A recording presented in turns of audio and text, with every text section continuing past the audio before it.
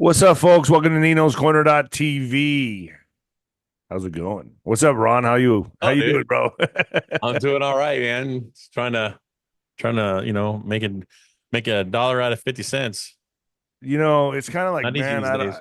I see it now. Like, I feel like this paradigm shift is happening, and we're watching everything of the old era, the old paradigm crumble down and just get destroyed. And I don't even think, and I'll be honest, I think this is already done. I think it's done. I think what we're watching now is it's a new consciousness, and a lot of us are ahead of the ball on this. Like you are, I am, my audience. We already are. We're already on the other side of this. And when you're in that new consciousness, you can't put a new consciousness back into the old shoebox. It doesn't work Oh, that way. that is true. Now, but I want to get some clarification. When you say everything's already done, are you kind of talking about like let's just say, a 16 plus one, Hmm. that Yeah, whole thing? no, I think we're going through the motions. I think this is so much has been exposed. You can't put it back in the. You can't put the cat back in the bag, I so to agree. speak. And I think at this point, we're watching everything now with a different lens on, a different, Mhm. it's almost like hindsight's 2020, but now we're looking at these, the celebrity got the celebrity, crap that's happening with P. Diddy, the scandals, everything Right. that's happening. We're just watching the old structure just tumble down, old Hollywood just collapse on itself, old structures, the old government, everything. Not It's just that, all but media too. The media as well. it's done. It's like people's Mhm. eyes are open. And there's a lot of people that are late to the ball. Like, like I have neighbors, bro, that still have a Harrison Waltz sign on their yard. And I'm thrown off by that. There's no hope for these people. But for those ones, there's sleepwalkers, people that are still wearing the face diapers, people that are buying everything the media is selling them. Yep. But I'm going to stay in this podcast as hard as it's going to be in these next 3 to 6 months. I have hope for humanity. I Oh, I really do do. too. I really do. Dude, on my channel, I talk about things that you would never get away being. I mean, you couldn't even like scratch the surface of them here on FluffTube. But Well, yeah, uh, because it's OnlyFans. I, dude, you promise, man. Every time we do this, you promise you're not gonna like out my OnlyFans. Shit. The but I was you kind of derailed me there with the OnlyFans thing. I wanted to say something to you though. Talking about paradigms and realization and everything. And I stumbled on a story not too long ago about like I guess the federal agents had raided a hotel in your neck of the woods where they literally pulled like 15 or 20 In San Antonio. Venezuelans. Yeah, no, yeah, I think it was a little bit closer to you than that. It was Oh, actually, in El Paso. Yeah, right here. yeah, it was right I down. took you in that area, Ron. Yes, exactly. That's why I was looking at the video footage and I'm like, dude, that looks like really familiar. And it's like right down there where you and I ran into those people and we're talking to them. Yeah, let's tell By that the way, story in a second. Hold on, folks. Get yeah, your noble let me- gold. yeah, read your story. Yeah, let me do this real quick. Are you worried about the future of the U.S. economy with so much uncertainty in the air? It's natural to fret about the security of your retirement savings. But there's one asset that stands the test of time, and that's gold, folks. For centuries, gold has been the hedge against market volatility and economic instability. With a gold IRA from Noble Gold Investments, you can harness the power of precious metals to help protect your financial future. By rolling over your existing IRA or 401k into a self-directed gold IRA, you can enjoy potential for long-term growth and stability. Diversify your portfolio with tangible asset that stands the test of time and has real value. Setting up your gold IRA has never been easier with Noble Gold Investments' streamlined process and expert guidance. This election year, don't let election volatility and uncertainty keep you up at night. Vote for the timeless safety of gold and silver in 2024. Noble Gold Investors will give you up to 10 1 ounce silver Trump coins or a 10-ounce silver American flag bar if you open up a qualified account today. Go to noblegoldinvestments.com. Noble Gold Investments. You like how I do these commercials, man? They're kind of cool, right? Dude, you singing them, man. It's like, yeah, it's like, all you need is a little bit of music behind it, background music, as long as it's not like There's a 70s, cadence. 70s triple X music. Oh, man. What were we saying? We're talking about when I came down there and we went down and we got a bunch of footage. We were talking to a couple of those guys, and I think initially it turned out initially it was kind of okay, but then I think as time progressed, we got a little bit uneasy, and you're like, I'm getting out of here. Yeah, they started surrounding the vehicle, and I was like, dude, I always leave before there's trouble. I like to step over the line, but not like completely. You know, I like to put my toe in the water a little bit. So I took you down there. I let you see where all the Venezuelans are hanging out, and we said hello to a couple of them, talked to them for a little bit, and then, look, if you know how to talk to these people, bro, they're not they recognize swag. They recognize street swag. They understand when someone's talking their language, and it's not if you know Spanish. It's if you know the swag and the lingo. That's it. Okay. If you know the street, if you have the street smarts. There's a street lingo, man, that they all know, and I know that. I was raised on the border, but you know what's really crazy is I found out the other night. I'm not gonna tell who disclosed this to me, but you know how the Mormon Church basically they've always been the ones to harvest and prep. They've had huge warehouses with food, and Trust they me. have farms. They have the whole thing. Well, do you know Mhm. that a lot of the Christian churches or Catholic churches here in El Paso get their food from them? Mhm. So I found that out last night talking to a friend who's also FBI, by the way, but I'm not gonna say who he is. Anyway, his mother was telling me how they basically they're the ones that are like the Mormon churches are the ones that collect all the food and do all that stuff, and then there's I guess once a month or maybe more than that. I don't know how many times a month they give it to other churches for people in need. But these churches are taking it and giving it to the immigrants. They're just going to and just handing it all out to the immigrants. And there's a big conflict with that right now. Like they're starting to get pissed. They're like, man, we're giving you this food to help others, and You're giving it to people who are not American, basically. It's like, we're giving this to you to help people in need, and you're giving right, it to people who are here not right, legally. and that's still happening. So even with all Right. the stuff happening with Hurricane Helene and all that, there's a lot of these churches are still giving out massive amounts of food to the immigrants. Just look, everyone needs to eat. I understand that. A lot of the people that came here, I feel very bad for. I do because you saw them, bro. A lot of them Yeah, are but yeah, just look at people are people, and you know what I mean. I'm not a bleeding heart lefty, but when you talk about people who are coming here for a better life, I get it. I completely understand. Look, I've been around the world in places that other people haven't because I was in the Navy.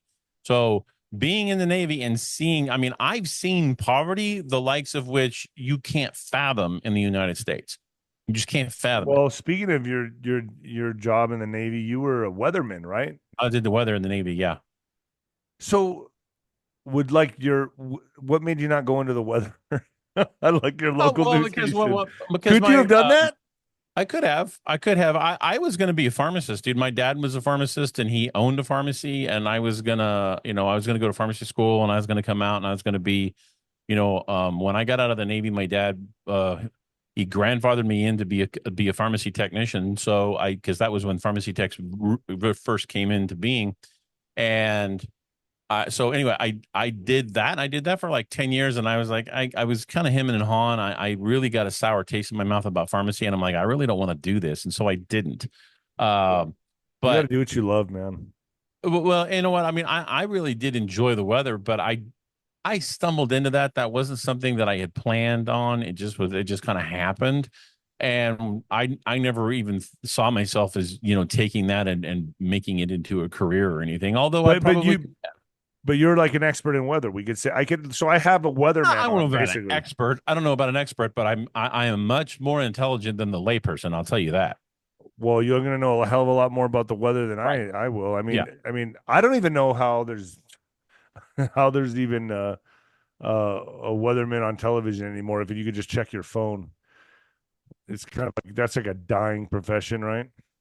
Well, not really. It depends because I mean, most of the time, weather guys on television are not meteorologists. But Right. lately, what we're starting to see, at least, I don't watch television, so I shouldn't really say that. But my understanding is there are several people out there who they actually went to weather school. They understand meteorology, and then they go into the profession, like the news profession, and they take their skills and talents as from communications and meld it with with their understanding of the weather, and so that they're actually that much more effective. But the weathermen in yesteryear on television, those guys were just, when you came out of journalism school and you got hired on, they was like, hey, well, we need a weather guy, and they're like, okay, well, I'll be the weather guy. Wow. Even though they Really, didn't like have any that? weather training. Yeah, because I mean, all they had to do was just read a screen.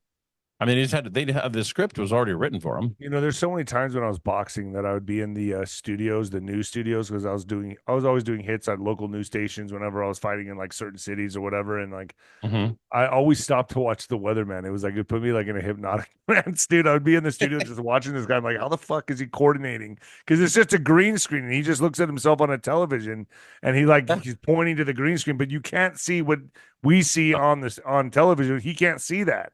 No, and then he has screens is screens to the side of him, that he like television screens that are like off to the that he's looking at a 90-degree angle that the people that are watching television they can't see, and so when he's like doing all of his hand motions about showing like where the fronts are and where the storm is activities are or certain areas of the country and they're hotter and these are colder.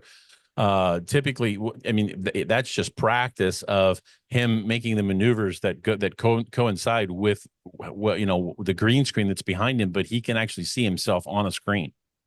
So let me get your expert opinion on what Hurricane Milton is. We both believe it's not natural, and we'll say that here on FluffTube. I'm going to play a little bit of this video first to get people's mouth wet. And good morning. Welcome to Fox Weather First. I'm Craig Herrera here in New York at our studios. This is the start of today's live coverage of Hurricane Milton approaching Florida. My co-anchor and friend Britta Merwin joins us from 𝗬𝗏𝗃, Florida, right near Sarasota. Good morning, Britta. Good morning, Craig. Arriving in 𝗬𝗏𝗃 this morning, a very eerie feeling. There's very few people out and about, as you can imagine. We just had literally the calm before the storm, huh? Like, look how calm it is. a police officer drive by. 𝗬𝗏𝗃 is 4 miles away from downtown Sarasota. You take the 𝗂𝗵𝗶𝗀 Causeway to get over here.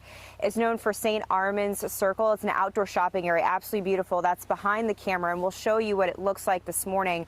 Everything is moved out of the storefronts and everything is boarded up. Meanwhile, behind me, Craig, that's the concern. Debris piles left over from Helene. This beautiful, quiet neighborhood, about 2,500. So those debris piles are going to be blown to smithereens all over the place, causing even more damage. Yep. So this hurricane is going to be way worse than Helene, right? That's what it's projected to be. I don't know if it's going to be worse because, as I understand it, it was at a Category 5. It went from a Category 4 to a Category 5, and they say that it's going to downgrade. It was then downgraded to a Category 3, but then they say it's going to be upgraded to a Category 4, but then downgraded again before it actually hits landfall. I don't know. This is like this thing. I think they should rename it from Milton to 𝗬𝗏𝗶𝗹. Because I don't think anybody really has any idea what the like multiple personalities. Yeah. I don't know what the hell's going to happen here. Right. Residents live here full time because keep in mind, it's a growing population, right? You have a lot of tourists that come in and come out. But for the people that call 𝗬𝗏𝗃 home all year round, their lives are right now out on a sidewalk. And that's going to be a very complicated scenario come tomorrow morning, which is the earliest onset of storm surge that is possible. So, Craig, this is going to be a long journey, and this is truly just the beginning. Yeah, Britta, and as we take a look at some of the debris behind you, I think that's been a big concern as well, right? Trying to clear out the debris, but not really the case in all situations. There just hasn't been enough time. Although there's no way that they can remove it. We have seen one. Isn't there another one following this one, Ron? I mean, isn't there? I think so. Let me. I'll look up NOAA. Hey, check your email. I sent you an image to put on the screen. Let me go and check. What do you mean NOAA? That's the next one that's coming? No, NOAA, NOAA is the National Oceanographic. I was like, that's kind of a weird name for a flood. Well, no, that's if you go to the Hurricane Center, that's where it is. Here, I'll actually post this link in the. So what is it that I'm pulling up right here? Oh yeah, I see it. I just sent you the link to the NOAA Center. Right, I see it. What is this exactly? What am I looking at here? That is a picture of like that's a satellite image of basically like some sort of anomaly just to the east, or I'm sorry, just to the west of the west coast of Florida before it actually hit landfall. And that was sent to me yesterday by somebody. Now, the thing that really struck me as odd is, why is that pattern so perfectly spiral? Oh wow. Yeah, I see it perfectly, man. Look That's at that. just that's The hell weird. is up with that? Yeah, that's weird. That's Nah, so weird. it's weird. I don't know what it is. To me, it just does not look natural. That does not look normal or natural at all. No. Come on, folks. Give me your thoughts down below. Yeah, Put a I don't know. comment. And you know what? I mean, somebody sent that to me, so I don't know if it's an actual picture or if it's photoshopped. I can't say for certain. And if you guys if put it in the chat section, if that's real, if it's fake, if you have the original link to that, because it was sent to me, and I'm frankly I haven't looked for it, I haven't searched for it, but it was sent to me from a gentleman that I have a lot of faith and trust in. So I don't really have any reason to suspect that he's lying. But I also saw another image that somebody sent me of like just some very bizarre cloud formations on the west coast of Florida, and I was looking up, and it looked like, if you ever heard of a _𝗓𝗏 cloud? No. Have you ever looked up in the cloud, up in the sky, and the clouds are forming some sort of a shape at the bottom that looks like the underneath of an egg crate or an egg carton? Yeah, yeah, where they're like that. Yeah, Yes. that's what's called downwardly. That's downward billowing. So you've got, normally what clouds do is when clouds billow, you've got the base layer of the cloud, which is called the inversion layer. All right. Well, that's where the clouds start to condensate and become clouds, and clouds generally will billow upwards. Well, if you've got the shape of like, it looks like An egg crate. Yeah. like they call it 𝗲𝗏 clouds because it looks like a mama, like with the mammary glands hanging down. So if you Okay. if you have that, and actually if you look behind you in the back of your corner where you've got the egg crate, that's kind of what it looks like. Okay. Because that's the soundproofing stuff, right? That's what. Oh, you mean like this stuff? Yeah. Oh, Yeah. okay. Yeah, Okay. that's what the bottom of Yeah, the yeah, cloud. yeah. I've seen those. I've seen these clouds, and I know Yes. what they're called. I don't want to say Yeah. them, and I know people. I just say it. Oh, No, it's called 𝗲𝗏 cloud. That's what it's called. That's I know, but it's from planes. no, that's not what that's from. No, Actually, no, no. what that's But from. all right, go ahead. No, what when you get the downward billowing, that means that since clouds normally form upwards, that's them forming down because you've got downward draft pressure pushing the clouds to form What's downward. causing that? That's instability. And typically when you have instability in the clouds like that, that's when you get tornadic activity. But could that be artificial? Well, anything could be artificial if they're manipulating the weather. Right. But Okay. So we'll just leave it. But I don't know how, that's not necessarily, that's more of a byproduct of, because when things like that are done, they're done on a grand scale.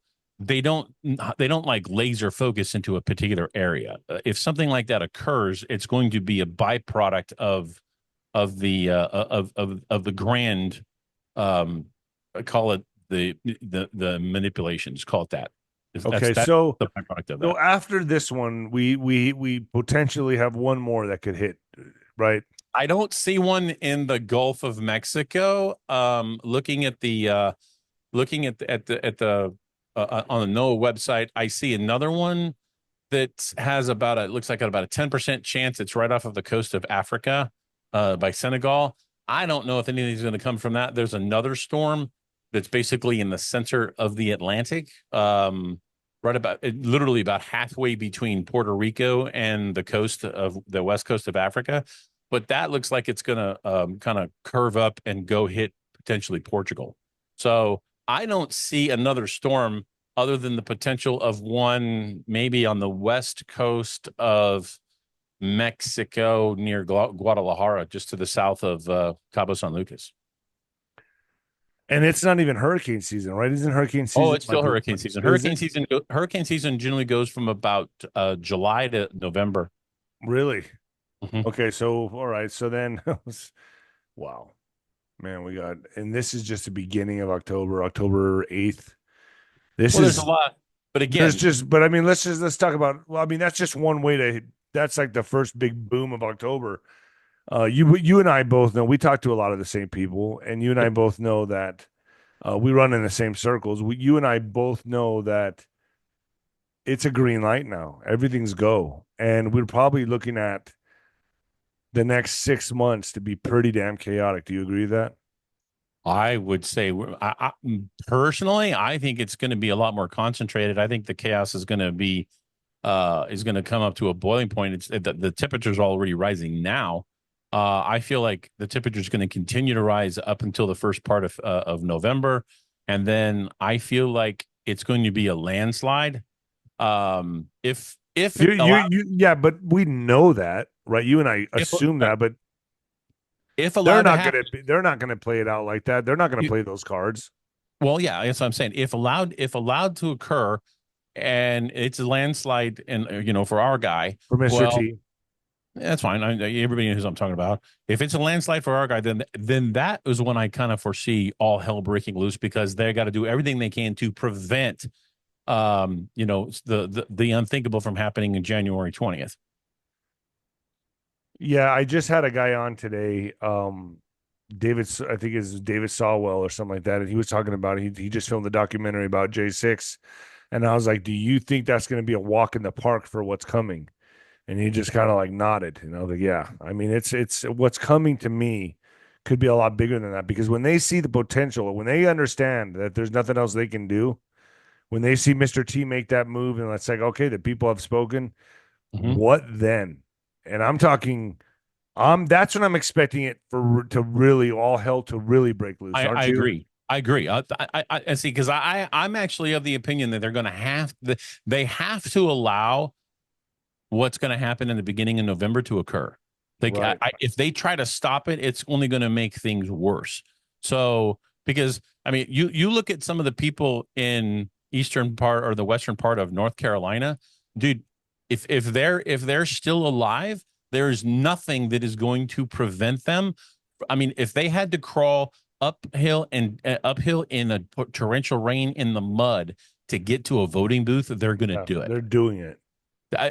So I liken it to, when the Germans were bombing England, or the English were bombing Germans in World War II. The bombing campaigns did not have the desired effect that either side wanted. Really, what it did was it made the population, of the civilian population, even more resolute to win. And that's what the bombing campaign did. So all these things that are being done with the idea that they're going to try to dissuade them from getting to the polls or not to vote a specific way that they want to, it's going to be and let's not forget to mention Biden and Kamala's response on Hurricane Helene. It's been terrible. If you want that right there has been more exposing than anything. Right. Well, listen, when FEMA comes out and says we don't have any more money left, to think of the optics of that, and see, but that gives me, it's all going to immigrants. Right. That's crazy. Or foreign aid, with the two biggest recipients being that little country south of Russia and the one in the Eastern Mediterranean. Those are the two that are getting the most money. Really? For what? Yeah. But then you've got more money going to people who are not even Americans, and meanwhile you've got a whole segment of society in American citizens that are being left for dead for all intents and purposes. So this could have been a blessing in disguise, so to speak, in the sense that it woke up a hell of a lot more people. Exactly.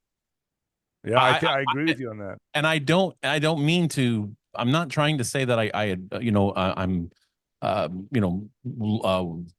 happy that people are suffering in North Carolina. That's not the case at all. And especially for what's going to happen in Florida, potentially, there's going to be a lot of people that are going to struggle from this. But if the response from the federal government in Florida is anything remotely close to what it was in North Carolina, it's going to be really ugly for the left. A long time ago, I remember Juan used to kept talking about we need 80%. We need 80%. 80% of the people. We're way past that. I think we're past 80%. I think we're we're approaching 90. You know, I'm on YouTube a lot. I know I'm not, I probably shouldn't be, but to me, that's where the fight is, at least in terms of like when I watch stuff. I still watch a lot of stuff on YouTube. And, you know, every once in a while, you scroll down through the homepage and you'll come up to things and it'll say, who are you going to vote for? Who are you going to vote for? Dude, there's not one time that I don't click on those things and I just to see what the numbers are. And it's always Mr. T always has 90+%. I have not seen a double-digit number for either of the two Democrats ever. I agree with you. And that's very telling in itself. It's like it's like I think we're finally there, like what Juana's talked about for so long. Because FluffTube, you know, FluffTube does not cater to a conservative audience. Neither does X. I mean, you know, I mean, no, but X does, but X a little bit more so. But you know, as I don't dislike True Social, I don't dislike Telegram, but you know, I mean, listen, I would say the three main platforms of where people are duking it out and spreading information, at least for the people who count. I shouldn't say that, and I'm on the people who count, but the older generation, that's going to be X/Twitter, YouTube, or Facebook. Yeah, those are the Instagram and TikTok are mainly for the 20 and 30s and below, right? 35 and below. If you're 35 to 40 and above, you're on one of those three platforms. Yeah. I agree with you. Let's make a pivot real quick. Let's talk about Jaguar Wright exposes Beyonce and Jay Z's countless bodies. I think these people are next. I think Jay Z's coming. I think. I do too. I think he's running scared. Yeah, I don't think there's any way out for him. I've heard rumors that he's left the country, which he should. But let's just listen to a little bit. Let's commentate on this video for a second. It's Jaguar Wright. Go ahead. How does Jay Z sit down with Gayle King and she not ask him one question about the intersection between him and Aaliyah and Robert Kelly? Say what now? Not Jaguar Wright exposing Beyonce and Jay Z for allegedly keeping bodies in their house, and Jay Z apparently selling Diddy out to the feds. Chill, y'all. Wow, so she's saying Jay Z sold Diddy out. Better get in here and grab yourself a chair for this mess, because this mess with Diddy is just getting more and more intense by the minute, and Jaguar Wright is on top of it. This comes after she went on national television and revealed that Beyonce and Jay Z has allegedly been unaliving people and keeping the bodies in their house for some depraved rituals. But she wasn't done with just that, y'all. You know, this goes to like everything I talked about in my viral video that first threw me onto the scene. Remember that in 2019 or 2020? Very well. Mm-hmm. Yeah, that I kicked the door open for this stuff. I mean, obviously first it was like 𝗧𝗵𝗶𝗹 and people like that, but mine went mainstream pretty damn fast, and it was by accident, folks. I didn't mean it to. It was just a thing that happened. But I said, dude, I never I actually have seen that video multiple times, and that was, I remember, I'll never forget, you know, on the backyard and by the pool in your cowboy hat. I don't know how you. I didn't have a cowboy hat on. I don't know what you were watching. It was a D. It had a big D on it. Oh. Okay, yeah, Cowboys hat. Gotcha. All right, I thought you meant I was wearing a cowboy hat. What are you watching, Ron?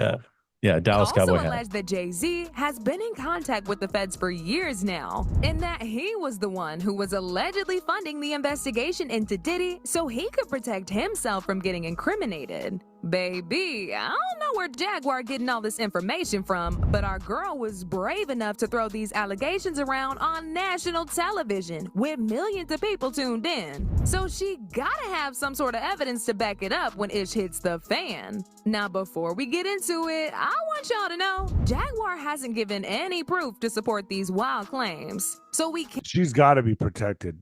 She had to sit down with somebody and they said, go for it.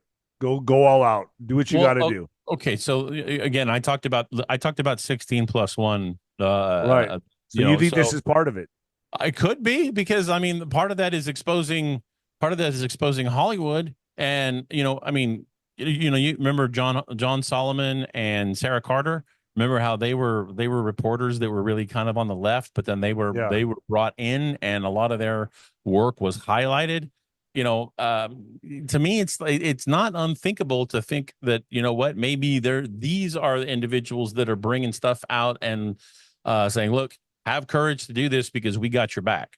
Yes, that's what I believe. And then if you also see Stephen Baldwin coming out, giving these cryptic warnings about the calm before the storm and all this, right? To me, it's almost like Hurricane Helene and Milton are kind of like, it's kind of like represents to me the storm that's going to hit these people, man. I'm being serious. Oh no, like what's coming? It's almost prophetic. That metaphor is not lost on me. That metaphor is not lost on me.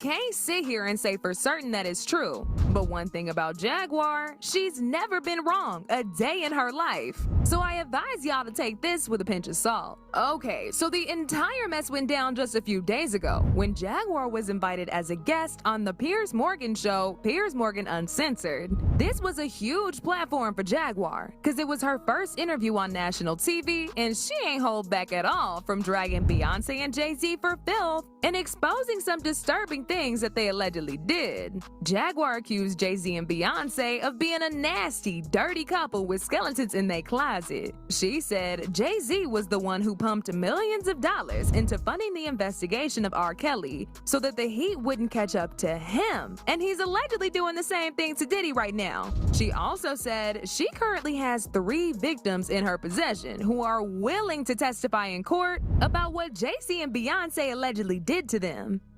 There's no doubt they're next. Okay, so let me throw this out there. We all know that 3-letter agencies are complicit in a lot of this stuff because that's at the extreme high levels, not rank and file, but at the extreme high levels. Would it not stand to reason that some of those extreme high level people come down and are interacting with these high profile people in Hollywood, of course, and saying, look, we need you to do this because it's time, we're going to try to protect you, so we need to like, this is really just a big show. It's a big version of what do they call gaslighting, where it's like distraction and accusing others of what you're guilty of. Not that Diddy's is innocent, but I don't believe that he's nearly on the level of Jay Z. Really? So you think Jay Z's wow? So it's like a hierarchy here. I think Jay Z was much higher. Well, who was out there first? Was it Jay Z or Diddy? I want to say Diddy was, man. I mean, Diddy and Biggie, right? Wasn't maybe? Oh no, Biggie Smalls. Yeah, way back in the day. That's then Jay Z hit the scene. So I would think that P Diddy brought in Jay Z. I could be wrong, but I think that's the way it went. I don't know. But just because somebody comes in later doesn't mean that they're not going to rule the roost at some point in time. Because what it comes down to is it comes down to egos and who's got the most cojones to stand up and it's like, don't cross me type thing. It's a testosterone game. He said Jay and Beyonce allegedly drew people till they fell unconscious, then flew them to their house to do whatever they please with them. Yeah. Jaguar also claims that there are bodies in Beyonce and Jay's house and that Jay had a hand in Aaliyah's death. Publicly. Ooh. Dream Hampton spearheaded the Surviving R. Kelly campaign, which fueled the Me Too campaign. And that was all funded by Sean Carter to make sure that Robert Kelly went to jail. Get his lick back. Why is nobody understanding that Dream Hampton was being financed and ran by Sean Carter? They were able to go and get all of these witnesses because he was there with Robert Kelly. How does Jay Z sit down with Gayle King and she not ask him one question about the intersection between him and Aaliyah and Robert Kelly? This is insane that people keep refusing to see what's right there. How many victims potentially do you think there could be? Thousands. Damn. Wow. Let me say that I have a, I'm it's gradual, but I'm warming up a little to Piers Morgan because I feel like Piers Morgan is actually doing some honest journalism these days. Somewhat. Yeah, somewhat, but more so than others. Or mainstream, yeah. Do you think, my mind goes to, these powerful people, bro. Do you think they just get so fucking bored with their power that they're just like, you know what? I'm gonna start going to some rituals. I'm gonna start playing with some black magic. I'm gonna start like seeing what I can do with other human beings, and then it becomes like an addiction to evade the justice, the to kind of like to fly under the radar as much as they can and do all this shit in secret. And there's a hierarchy behind the scenes of the phrase for that is adrenaline junkie. Right, which leads to also a different kind of adrenaline. Yes, exactly. So that's what I was getting at. So obviously these people must be diddling in that. No pun intended. I would there. think. Well, if you look at anybody who is, probably in their 40s, 50s, or 60s, and they still look like they're in their 20s, there's got to be something going on there. I think so. I just think behind the scenes, I've heard there's a hierarchy, right, where the deals are really made in these ceremonies, and they want to see how far you'll go to make these deals. And it all comes down to this Luciferian. I mean, you even see LeBron. Have you seen LeBron James ritual before games? Yes, I saw that where he pounds his chest 3 times, and then he does this thing where he's got like this thing, and he throws the dust up in the air, and then he's got he's throwing his 666 signs everywhere. It's it's kind of crazy. I mean it's an obvious to me it's an obvious ritual, right? I mean, for those of us that are awake, okay, like me and you, those of us who are awake to this agenda, to what's going on, to me they mean nothing. Like, like I had my idols in sports when I was a kid, my icons when I was growing up, Muhammad Ali, who I think is still a very good man. But I mean, I had these icons, and they're not the same anymore. LeBron James will never be a Michael Jordan to me. Never. Michael Jordan's in his league of his own, a sport of it's his own thing. But now, like, the kids are looking at these guys doing those things that have completely sold out, and now those of us that are awake can watch this and just look at it like it's almost pathetic. They look pathetic to me.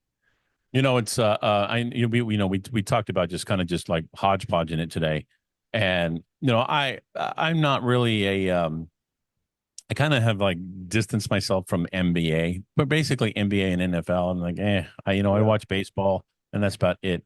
But I was a big basketball fan during the 80s. And of course, during the 80s, being in Southern California, being a Laker fan, we had the Lakers and Celtics. And I was watching an interesting show the other day, and everybody's like, I think it was Bryant Gumbel. He was coming on. He's like, everybody wants to say that Michael Jordan saved the NBA. And he said, bullshit. The NBA was saved by Magic and Larry Bird. I would do that. Yeah. And I was like, you know what? I never thought about that, but that's so true, because the NBA was on a downward spiral. And then when the Lakers and Celtics rivalry in the 80s, when they met each other like 4 times and 3 or 4 times in the NBA finals, that was I don't know if you know this, but in the NBA they typically do a what's called a 2-2-1-1-1 format. In baseball they do a 2-3-2, but because it kept consistently being the Lakers and the Celtics, and the air travel time was like 6 hours each way, they literally went to a 2-3-2 format in the 80s to compensate so that the people didn't have to travel so much in the NBA finals. But then I think they switched it back. But that was because of how popular the NBA was, and specifically the Lakers and the Celtics. So anyway, that doesn't really have anything to do with what we're dealing with today. But I don't know. I don't even know where I was going with that. I'm gonna shut up. Yeah, well, you know what? I'm just gonna end with this. You know what makes me feel good whenever I feel down? And there's all this stuff coming out with LeBron James and Jay Z and P Diddy. Oh, don't Don't tell me you're going to play a clip of the concert of. I have to play him. It makes me feel good. I want people to feel good. I want people. This guy takes himself this. Look, it'd be one thing if this guy knew he was a joke. He doesn't know he's a joke. He's serious. He thinks he's Michael Jackson reincarnated. I don't know. He thinks he's the real deal. And I see guys like this. This guy's commentating on it. We'll commentate on this guy's commentating. But I mean, Corey Feldman, I'm mesmerized by this dude. Like, I'm like, this guy has no awareness, zero, none. And it's sad, but to me, it's almost like the most awesome thing ever, because it's like I have entertainment for hours watching this guy. The product that Corey is presenting on stage, in his mind, is not a joke at all. There is not an ounce of tongue-in-cheek in these performances, which honestly makes it that much more hilarious. And everyone is in on the joke except Corey, who still thinks the joke is on us. The joke is on you. Stick around as we look at the Fell-Dog's performance for the 2024 Loserville tour. This is Dancing with Ghosts. How about Goonies too? Was that ever in the talks? I like to be seen for the art that I'm creating today, okay? So I don't want to go living in the past. Yeah. Let's talk about the set. Let's talk about the theatrics. Let's talk about the see, I told you, Fred was... On the heels of the Loserville tour... So you know that Fred Durst created this Loserville tour, concert tour, and he had Corey Feldman on it and all these other guys that they're just terrible. And he called it Loserville. Well, Corey took this very serious. Like, he was able to sell it to Corey as like, no, man. It's a low serve ill. That's how he sold it to Corey Feldman. He's like, no. You're saying it wrong. It's a low serve ill. And Corey went around repeating this joke. Ah, bro. Yes, dude. Yes. You can't be. No. Yes. He's like, no, this is low serve ill. Yeah. Wow. I still find it like, this is a perfect example of how in their head celebrities are. Like, they think they're great no matter what. This guy's been a childhood star since he was 3 years old.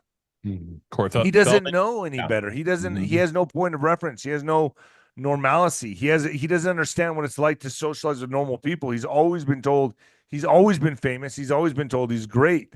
So I find that psychology very, like, it's a very rare psychology. Do you get what I'm saying? Like, only people that have that right recipe of fame, that have had it since they were 3 years old, can understand what's going on in this guy's mind. Tour, which kicked off on July 16th in Somerset, Wisconsin, Fred Durst and crew put together this bizarre little promo video featuring all of the main performers basically doing a scripted comedic skit together. And even though I do think Corey Feldman was in on the joke in this video, he certainly wasn't fucking around on stage.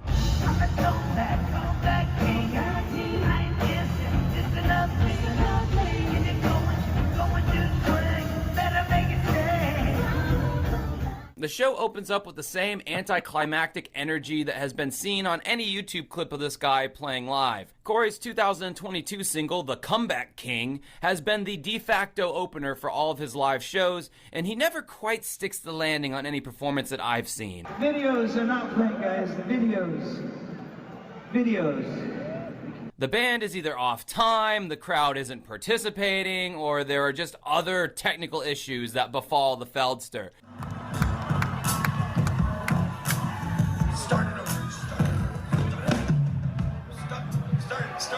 I don't have the track coming from my mind.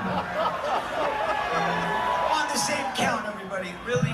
He's still rocking that ridiculous outfit that looks like bunched up window curtains from a haunted house. The Corey Feldman and his Angels era lineup is long gone in favor of 5 desperate souls who want to squeeze whatever little note.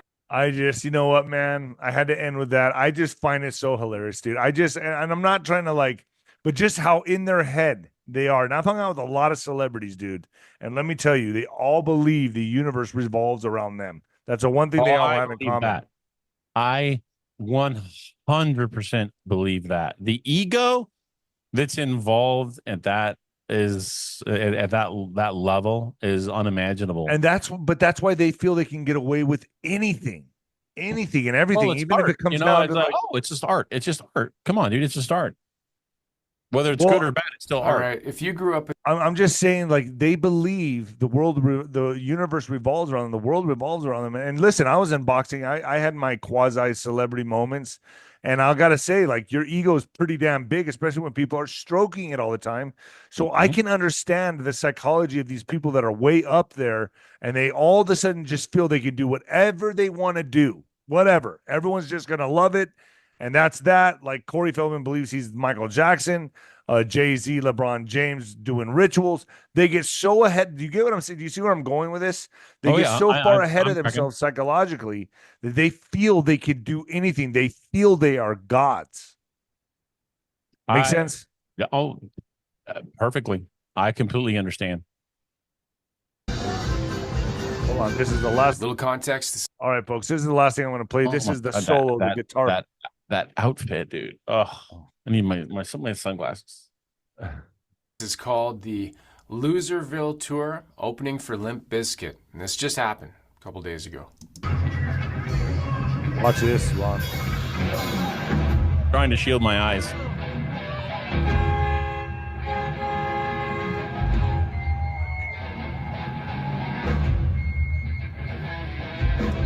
It's kind of looking like a stand-up comedy routine, sort of. I'm not sure. Okay, here's my opinion on the whole thing. I've seen him play and sing before. I'm not sure if it's a joke, like it's some kind of deep inside joke. No, this is not a joke. This guy's serious. He's dead serious about what he's doing. He takes this very serious. Where he's trolling everybody, or if it's just really, really, really, really, really bad. What? It's called The Joke.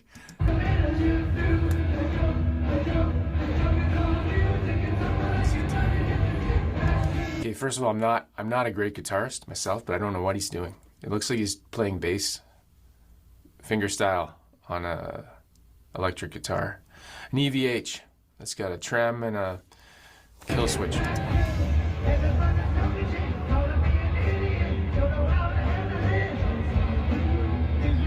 So he feels as long as he makes a song that says the joke is on you, like what he's like everyone's in on it. I mean, what is this? What does that mean? I don't know. I just find this fascinating, bro, because the whole reason I'm showing this is, and the reason I find it so fascinating is that the mindset of these celebrities, the ego is so big that they're just going to do whatever the hell they want, and you're going to love it. They think in their mind. Can I ask you a question? Yeah. Okay. So, because I do believe that there are some in Hollywood who have just an absolutely, the ego is off the charts, like it, right? But I also believe that there are a lot of people in Hollywood, rather, who they project that because they want people to think that they have a really strong ego and strong, they're like self-assured and whatnot. But really, at the inner core of it, they're extraordinarily insecure. Insecure is the nature of the beast. Mm-hmm. Yeah, I'm not gonna name anybody, but there's a lot of people I talk to that within Hollywood, they're some of the most insecure people I've ever met in my life. Yeah, but I think like someone like Corey, there's this delusion of grandeur, like. Well, I think he has insecurities just because of the things that he's had to go through in life. Correct, like with the other Corey. But hold on. There's another whole rabbit hole on that. There's another entire rabbit hole with the two Corys on that, which is Charlie Sheen never did any of the stuff they accused him of. You know that, right? It was somebody that was with Corey Feldman. Corey Feldman's best friend allegedly was the one that did everything to Corey Haim, allegedly. So that the family of Corey Haim comes out and talks about this and said there was a big boom. Corey Feldman and Corey Haim did not like each other at all. Corey Haim despised Corey Feldman. And Corey Feldman was very jealous of Corey Haim. From the outset? Since the kids, like Corey Feldman. I mean, like when they were in Hollywood together and they were pretend friends. Yeah, dude, you got to go down that rabbit hole. I mean, look, maybe I got too much time on my hands. I try to do things that take my mind out of state and shit. You know what I mean? Like that's me watching baseball, brother. So you don't have to apologize for that. That's me watching. What you're describing is me watching baseball. Boom. There you go. I mean, I guess we all need to zone out on something. And hopefully we did this for some people watching this, and they're probably wondering, Yeah, this exactly. is totally not Nino or Ron Partain's forte, but you know, we got to mix it up, right? I mean, we got to have a little bit of fun, man. Got to have a little bit of fun. And, you know, Nino's probably one of my closest friends in the movement, and, you know, we're pretty tight. So, and let me hold on, but let's for 1 second, Ron. And you can attest to this. How crazy is it? And let's just tell everyone out there, how insane is it? How insane are the egos in the Patriot movement? You have no idea. You have how fucking serious do people take themselves? Oh, you listen. Name off, everyone. Well, I'm not going to name any names. I'm not going to say any names, but I will just say you and I both know.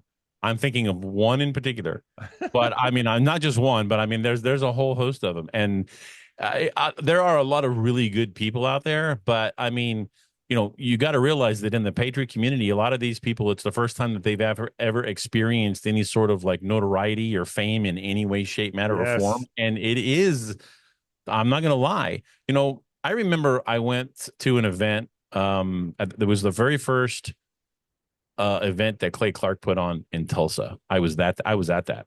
And, you know, because I was there, dude, people were coming up to me, and they wanted my autograph when they found out that I was Ron, and because he talked about me all the time. When they found out who I was, it's like, dude, I can't tell you how many autographs I signed that weekend. And it's like, dude, who the hell, why do you want my autograph? You know, that's so weird. But it's just, but you know what? I mean, really, I'm not going to say, I'm not going to say it wasn't kind of cool, but you know, I mean, it was, to me, that was like my little 15 minutes of fame to a degree. And I got to taste it a little bit. And I'm like, you know what? That's actually kind of, I can see how people would crave that attention.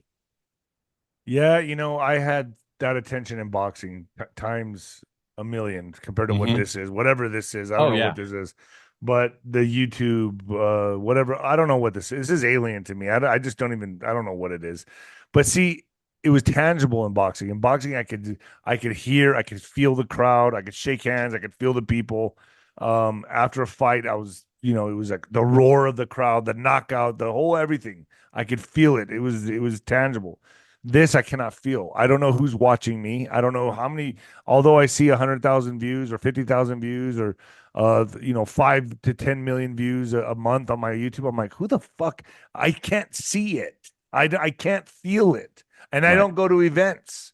So I guess I'll never know what it's like. But I mean, to me, you go to some, but they're generally smaller in nature, and they're smaller, and I don't tell anybody I'm coming. Right. Because you don't want the attention.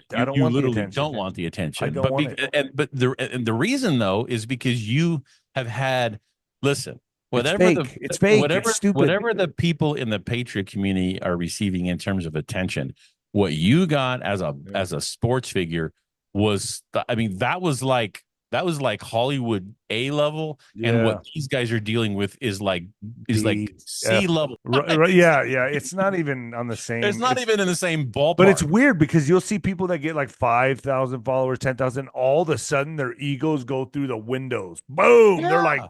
They're all of a sudden they can't even carry their head. It's like and we know some of these people that are all of a sudden they really believe they are famous, and they have 10,000, 20,000, whatever. Even if it's a couple 100,000, you're not famous, dude.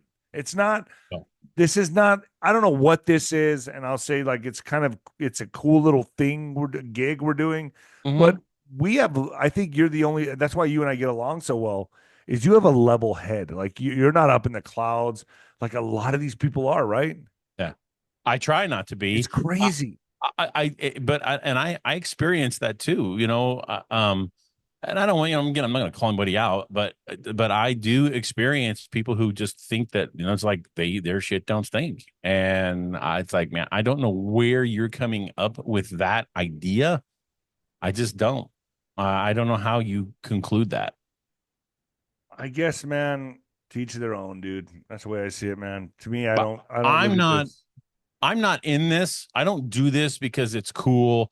I don't do this because it's, I mean, it is fun. I enjoy the social interaction with people. It's why that's why I like to do my live shows. Typically when I do a show, 99 times out of 100, it's a live show. Because I like I like to read the comments and to see the people. And now I have the ability to like take phone calls. So if people come and watch my show and I have guests on, there's times when I'll take phone calls. People can call in and talk to me or the guest, you know. So I like to do that kind of stuff because I enjoy the interaction with the people. To me, it's about the people. It's about the movement. It's about the objective of, you know, saving the country, fighting for what we truly believe in. This is my way of giving back. You know, I don't do this because I'm trying to make money. It'd be nice if it would, you know, support me a little bit better. But you know what? The big picture here is that if we don't have a country, it doesn't matter how much money you have. If you don't have a country and you don't have freedom, then what do you have? You don't have anything. 100%. 100%. And I guess the reason that I try to be as down to earth as possible is because I absolutely fucking detest celebrities, dude. I can't stand them. I think they're a disease in human consciousness. I really do. And I think they need to be smoked out like the sewer rats they are. I don't like them. I don't like them. I've always detested them. I have some that are friends that are good ones, the good ones. But there's very few, man. It's like a small line. It's very few that I feel that are worth a shit to even talk to, you know, that are down to earth. But and you know, one thing I've noticed with a lot of them is it could also go to that a lot of them are very guarded, but because they know people are shitty also, and they try to use them and abuse them and objectify them and this and that. So I understand that as well, but just my opinion, but I think this Patriot movement has definitely seen the likes of some people that it's so blown out of proportion, man, right? It really is. It is on a much larger front than you think than people really truly realize, you know. And that's not to say that people are patriots in terms of like the PAY, you know, the PAY patriots, because there are a lot of good people out there that are just doing this full time. They've basically sacrificed their job or whatever, and now they're doing podcasting. Well, they can't get a job because they're doing this, right? And so, I mean, look, they got bills to pay too. And if they're devoting their entire time on this and they're relying upon people to either, you know, buy products that you know, that they're getting paid to promote or whatever, you know, I don't look down on people for doing something trying to make a living, put food on the table, dude. I had to kiss my ass goodbye and then work. I mean, dude, after boxing, there was not much I could do anyway unless I went back to boxing and trained fighters and manage fighters or whatever. But to be honest, what else can really, I just want to let the audience know this. I kind of fell into this. This grew organically. This is nothing I sat down with a pen and paper and said, okay, how do I become a podcaster? Let's create a viral video. You can't plan this. I just fell into it. But I also know that there's no way in the world with today's polarized climate, the way it is, that I'd be able to go back and get a job somewhere. They won't hire. Dude, my views are very polarized. You're toxic. Toxic, correct. Yeah, you'd be toxic. I mean, you know, I couldn't tell everybody what I do because, you know, people think I'm freaking crazy. Yeah. But you know what? I don't really give a shit what people think about me, honestly. You know, people come in there and, you know, people will come into my chat and they'll talk shit or, you know, whatever. I don't have any problem. I don't have any problem with anybody challenging me, disagreeing with me. I think the world would be a much better place if people could civilly disagree and then, you know, and we could learn from each other. But when the biggest issue that I find in the Patriot community, and this goes across from this goes down from the creators on down to people in the movement. You know, what they'll do is that they'll get a little bit of information, and it's just like that person who, you know, maybe takes 1 or 2 lessons in boxing and thinks that he can kick everybody's ass. So he's going to go out there. Yeah. So, you know, it's like, you know, just because you have received some information and you think you know what's going on, the last thing in the world you should be doing is going out there and telling everybody that what you know is absolute concrete fact. You know, because really what I believe happens when that occurs is that you give the movement a bad name. It's like, okay, Christianity is a good thing, right? But religion. The bad name that Christianity gets does not come from Christianity itself. It comes from people who are pretending to be Christians on Sunday and then living as heathens during the week and judging. And they think as long as they tithe and give money to the church, as long as they go to church on Sunday, they gives them carte blanche to tell people how to live their lives. You know, it's the old adage of, hey, well, he who's guilty, he who's without guilt cast the first stone. Christians are casting that first stone 24/7, all day long, So, and again, I'm not coming down on Christians. I'm just talking about the attitude and the mindset of people in the Patriot community. They think they know best. And, I was doing something on 9/11. I think I started in like mid-August and was working on 9/11 going up until the anniversary. And I can't. So many people were like, "Oh, holograms! There weren't real planes; they were holograms." And you know what? If I've heard that argument once, I've heard it 100 times. And you know what? Were there? I don't know. You don't know. I don't know either. But you got to that. present. Look, our job, Ron, is to present it to the people. Like I try to everyone kind of knows where I lean. I'm obviously Mr. T supporter, whatever. I see. I'm kind of. I feel like I'm still in my awakening process, and I feel like I'm a lot further along than most people, but not further along than some. But dude, I've been in this for 20 years, and I'm still learning stuff every day. Right, and so as long as I'm transparent about that, and I say, look, here's what it is. You make your own decision. That's what I pride my channel on. Is like, you all decide. I don't know. I try to bring it all to the buffet of. You all figure it the fuck out. The biggest problem I have is people presenting their opinion as fact. That's the biggest problem that I have.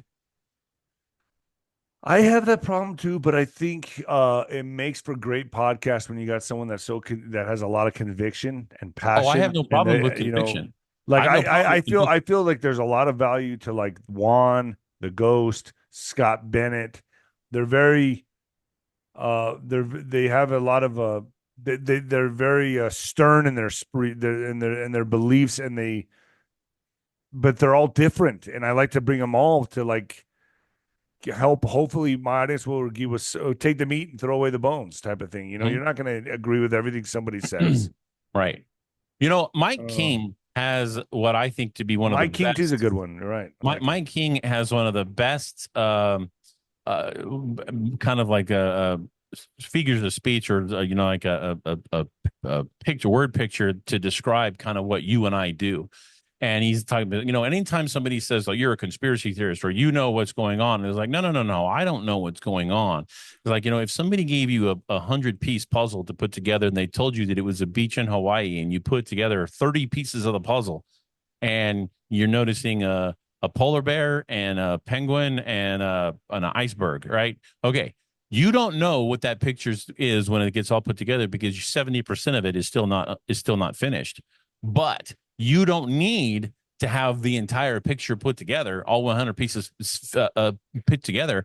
With 30, you can kind of get a general outline of what the picture is, and it's not a beach in Hawaii, right? Right. As people that are in the conspiracy world, like guys like you and I, we don't necessarily know what's going on. But we know what's not going on. Yeah. Fair enough. Ron, I got to get going. I got to get on with SG. Folks, well, Ron, where can people find you? UntoldHistory.tv? UntoldHistory.tv takes you right to my Rumble channel, and I'm on X at @REPJ1969. And your OnlyFans? Dude, I'm not giving that out, man. That's like Trucker Ron or something like that. No, no. Let's just say that cats are involved. All right, man. Later, Ron. Take it easy, my man. Hey, thanks. I'm gonna stick around. I want to talk about something before you end it. Okay, cool. Later, folks.